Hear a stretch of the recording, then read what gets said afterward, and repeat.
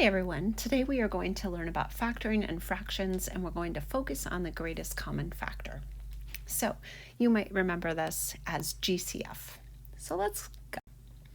Today our goal is that you should be able to identify the greatest common factor in an expression, and you'll be able to remove that greatest common factor. So we'll start with just numbers. We'll find the greatest common factor of each of the sets of numbers. So I will just demonstrate with the first example that you would say 6 could be factored with 1 and 6. Every number can be factored with 1 in itself, and then 2 and 3. 18 can be factored with 1 and 18, 2 and 9, and also 3 and 6. So we're looking for the largest number that they both have. That is our greatest common factor. So they would both have a 6. Okay, so your GCF is 6. You may wish to pause this video as you try the other problems and then come back and check and see what the solutions are. So I'm going to go through. You might also just watch along with me. So 27 is 1 and 27, or 3 and 9. And then your 18 is 1 and 18, and 2 and 9, and 3 and 6, just like before. So now you can see they both have a 9. So your GCF is a 9. 21 is 1 and 21, and 3 and 7. Your 15 is 1 and 15, and 3 and 5. So you'll notice that their GCF in this case is a 3. 14 and 2. 2 is a prime number, so it's just 1 in itself. 14 is just 2 times 7, so your GCF is 2. 3 and 27. 3 is a prime number, so your GCF is 3.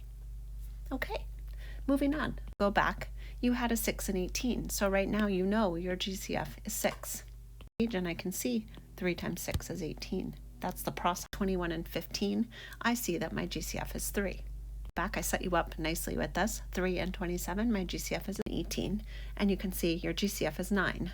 Page that the common factor here is 2. Now we're going to apply it to algebra.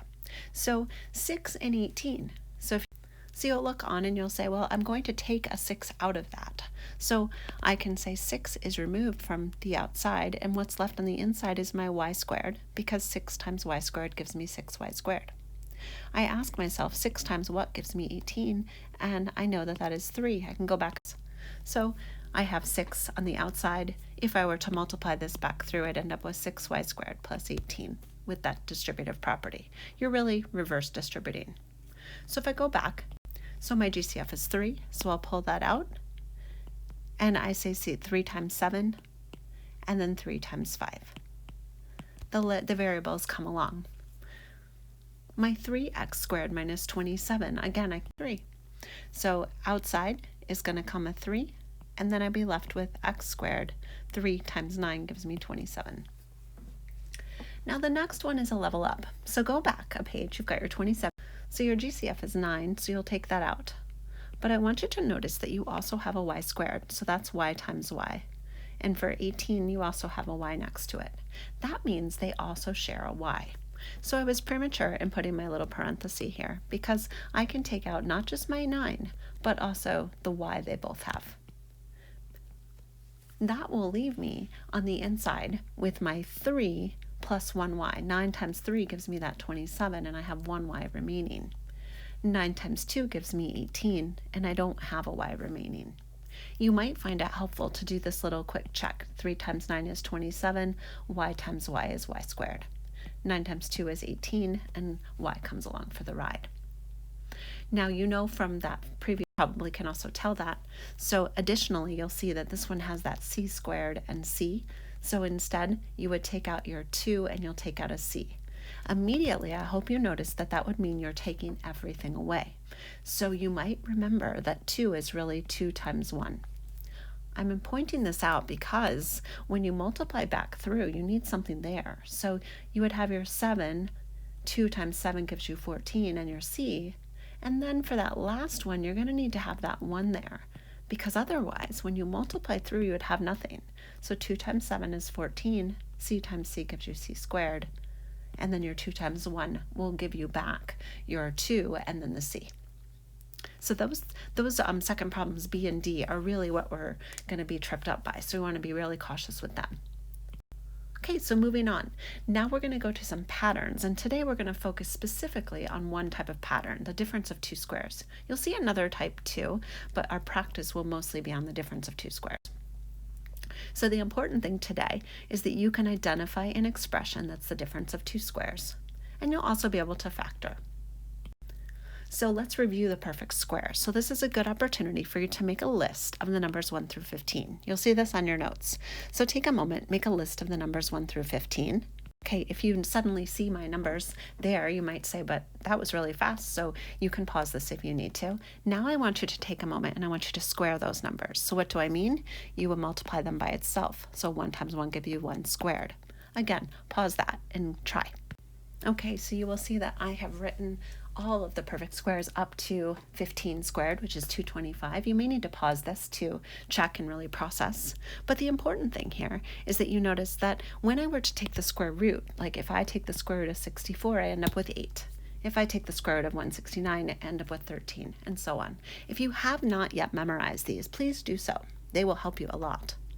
So let's move on and see how this will help us. Bounce back. 25, the square root of 25 is 5.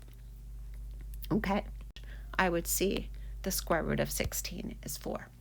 So I should, and you've got your list of perfect squares, you have it in your notes. You should see right away, oh, if we're talking about 16, it would be 4.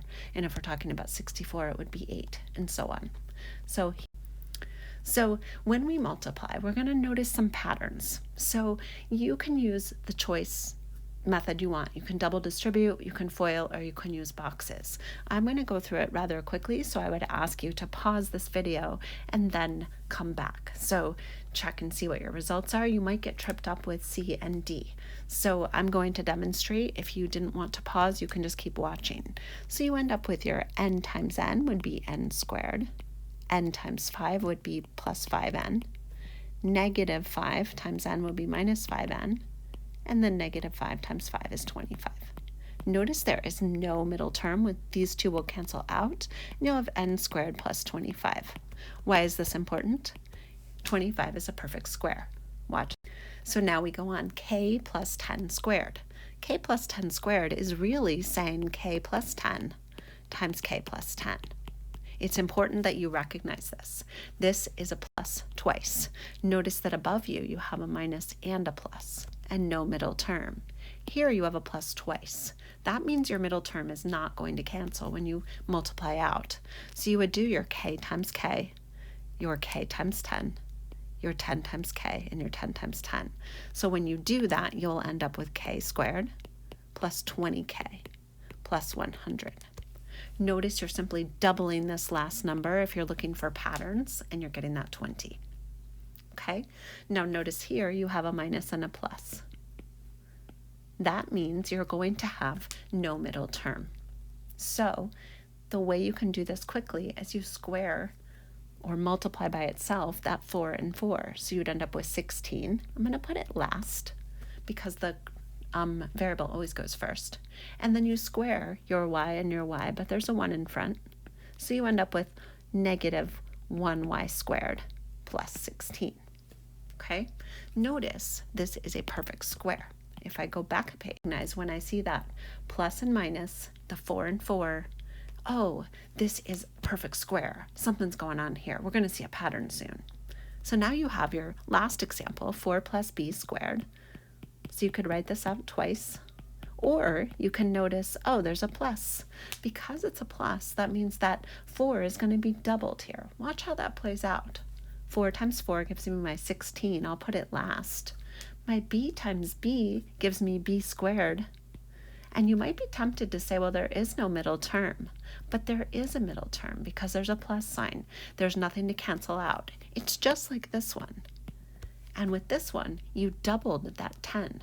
Here, you're going to double that 4. So you end up with b squared plus 8b plus 16. You don't have to rely on this pattern, but it sure does help, especially if you're looking for shortcuts. So now you can recognize them when you see them done out in problems. And 3-page, I'll ask you, this is our pattern page. It's kind of summed up. If you have two different things happening here, if you have a minus and a plus, you're not going to have a middle term. You're just going to have two terms. It's called the difference of two squares. If you memorize this, it will save you a lot of time when you're working later as we get going farther into this unit. Now, the other pattern that you see is perfect square trinomials. Notice that here you've got all positive. You have a plus b squared, which really means a plus b times itself. And you have a minus b squared, which really means a minus b times itself. And when that happens, you double your numbers to make that middle term. So these are things that they don't have to be memorized as a formula per se, but you should pause. Look what you have. It's perfect square trinomial with a minus sign. And now we'll have you try some. And I will just remind you that when you see a number like number 2, this is really x plus 9 times x plus 9. And when you see something like number 6, this is probably the trickiest one on the page. You're looking for perfect squares, and you would take the square root of each of those numbers. So let's go back 2 pages video as you try these 7 problems. When you come back, you'll see my solutions. Okay, welcome back. Hopefully you have tried this. So now you'll see x squared minus 16 is difference of two squares. Your x plus 9 times x plus 9, I forgot to do. I want you to notice that this has a plus twice. So this is our perfect square trinomial. It's a sum. So when you multiply this out, you would end up with your x squared, double your 9, so you get 18x plus 81. So this is our perfect square trinomial, sum of two squares. And then here, this is the same thing where you have that minus. This time it's a difference of 2, where they're the same. So that's that perfect square trinomial. It's the same twice.